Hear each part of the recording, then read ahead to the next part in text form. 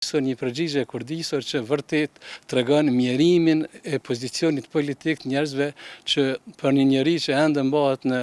hekur atje në burgun e Hagës përpiqen ta njollosin dhe ta godasin në mënyrë tepër të ulët, si thuhet në sport, nën brez, dhe kjo vërtet është turp për një njeri që do dohej të ishte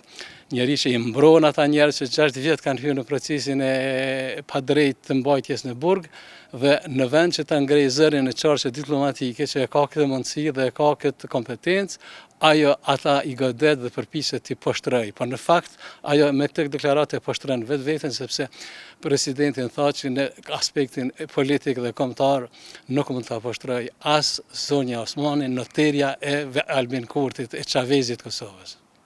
Tesh nuk është turp që popullatën civile, qoftë ata të jenë komunitetit sërb, qoftë musliman, qoftë bosnjak, qoftë rom, qoftë shqiptar, kushdo që i nderon ata njerëz si viktima civile,